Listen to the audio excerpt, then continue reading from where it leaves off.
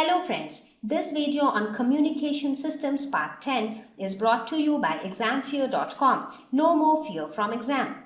So what is modulation? We already spoke about it, right? But still let us have a quick review so that we can get back to the topic once again. What is modulation? The word modulation means modifying. Like you would have often heard people saying, try to modulate your voice. That means try to modify your voice. Right? So the word modulate means to modify. So what is modulation? It is the superposition of information contained in low frequency message signal on a high frequency wave. Right? So let us quickly recap the same example of letter. So what happens is you want to send the letter. So letter is the message signal. Now how will that letter travel from Delhi to Bangalore? So it needs something which can carry it. So what is going to carry it? Something which has a higher frequency. The letter has a lower frequency. I mean, if the letter is carried by you, you have a lower frequency. You will just walk, or you will at the max you will run. But even that will take a lot of time. But if you have something which can carry that letter and travel really fast, that will be great, right? So that is nothing but the high frequency wave or the carrier wave. So the carrier wave actually carries the low frequency signal and takes it to the receiver. Where does it occur? It occurs at the transmitter end. So the same letter, how will it reach from the transmitter to the receiver? So this is your transmitter and this is your receiver. And what is your channel? Channel is, let us suppose, rail. So rail can be a channel, flight can be a channel. So what is your carrier? Carrier wave is the train. So the train actually carries the letter. Now since the train has a higher speed, so the letter also travels with the speed of the train. So how was modulation helpful in this case? Modulation was helpful because during the process of modulation, we could take out the benefit of a high frequency wave. Right? That was the advantage of this process of modulation. So let us see, why do we need modulation? That is a very important question. Why do we actually need an additional wave called a carrier wave? Why do we at all need a high frequency wave? Now, when I talk about the example of the letter, you very clearly understand why we needed the train, because it saves a lot of time. Now let us try to understand it in terms of signal transmission. Why do we at all need this process of modulation for transmission of signals? Now, when I talk about the transmission of signals, there are various factors which are involved or which can affect the transmission of signals. So let us look at the major factors which affect the signal transmission over long distances. So once we know the factors which affect the signal transmission, then we can see that if there is any need of having a high frequency wave. Correct?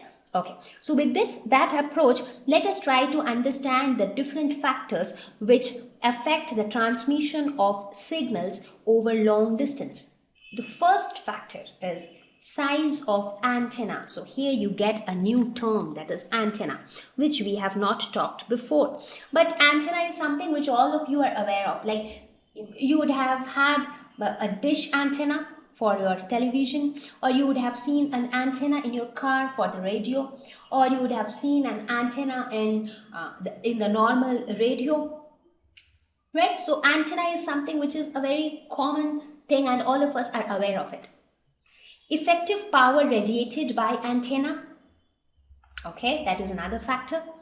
Mixing up of signals from different transmitters. So these are three important factors which affect the transmission of signals over long distance. Now, just telling these three things doesn't make much sense to you, right? You don't understand how does the size of an antenna matter, or how does the power radiated by an antenna matter at all? So for that, let us start discussing each of these factors in detail one by one. So for that, let us first try to understand what is an antenna. Then we will see how the size of antenna affects signal transmission. So what is an antenna? It is an electronic device that converts electric power into radio waves and vice versa. As I mentioned before as well, when you look at the structure of a communication system, how does it look like? So when you look at the basic structure of a communication system, how is it? We had a source somewhere here, then we had a transmitter, and then we had the channel, and then here we had the receiver, right? And then from the receiver it went to the destination. Correct? So where do you think there is a need to convert electric power or electric signals into radio waves or radio waves into electric signals? So what is happening? From the source comes the message signal. The transmitter will convert, whether it is an electrical or non-electrical signals, it will convert it into electrical signals which are capable of transmission. Now those electrical signals, how will they transmit? Through the medium. They need to get converted into radio waves, that is electromagnetic waves. So here we have an antenna. So what will this antenna do? This antenna will take the electric signals which are produced by the transmitter and convert them into radio waves. And those radio waves will then propagate through the medium. Now, how will the receiver receive those radio waves? Because the receiver is capable of understanding only the electric signals. So here again, we have another antenna. So this is the receiving antenna. So what will this antenna do? This will convert the radio waves into electric power. So these electric signals will be interpreted by the receiver, right? So what is the purpose of antenna? It actually helps in converting the electric signals into radio waves and radio waves into electric signals, right? So it helps in radiating energy as electromagnetic waves through air or through free space. So it sends radio waves to distant sites and it also receives radio waves from sources. For example, here if you look at this antenna, this is a transmitting antenna because it sends the radio waves to distant places, and this is a receiving antenna because it receives the radio waves coming from distant places. So that is basically an antenna is, right? It is also termed as aerial. This is another name for antenna. You would have seen this kind of antenna on your rooftops. Sometimes during for televisions and all, they use these kind of antennas as well. However, these days mostly you have the dish antennas which look somewhat like this, right? So now you understand the purpose of antenna. What does an antenna basically do, right? So now the question is, how does the size of an antenna affect the signal transmission? Or how does it affect the communication system? So that is the question. Now, a very important concept to understand here is that the size of an antenna should always be comparable to the wavelength of the signal. Let us note it down. The size of antenna should be comparable to the wavelength of the signal. Now you might ask, why? How is the wavelength of the signal related to the antenna? So in the previous slide, what did we see? What is the purpose of antenna? Its purpose is to sense the signal and then convert the signal into electromagnetic waves, right? Now, how do you think the antenna is going to sense the signal? With the help of the wavelength of the signal, because wavelength of a signal actually makes you understand that there is a signal, right? So if the size of the antenna is not, if it is very less than the wavelength of the signal, what would happen? Or if it is very large as compared to the wavelength of the signal, what would happen? In either of these cases, the antenna will not be able to detect the presence of the signal, or it will not be able to catch the signal. Just take a small example. Let us suppose that you have a small insect, or let us suppose you have a small cat. So this is a cat. Just imagine that this is a cat. Okay. Now you want to trap this cat. So how do you do? How can you do that? You take a net, right, to trap this cat. Now let us suppose if you take a net which has very big holes, right? What is a net? A net will basically have it as like, you know, too many threads just connected together, so they'll have holes in between, right? Now if you take a net which has very big holes, will you be able to catch this cat? No. Why? Because now just imagine that this is the size of your antenna and the size of this cat is the wavelength of the signal. Let us suppose if this is the wavelength and this is your antenna size. Now if the size of the antenna is very big, that means the holes in the net is very big. What will happen? When you try to catch the cat, it will just pass through these holes, so you will not be able to catch it, right? Now similarly, if you want to catch the same cat, and for that you take a very small net. Now what will happen? When you try to catch this cat, the cat is bigger than the net, so the cat will not fit inside the net to be caught. So you will not be able to catch the cat again. So if you really want to catch this cat, the size of the net, the spacing of the holes in the net should be comparable to the size of the cat, right? So you should use the appropriate size of the net.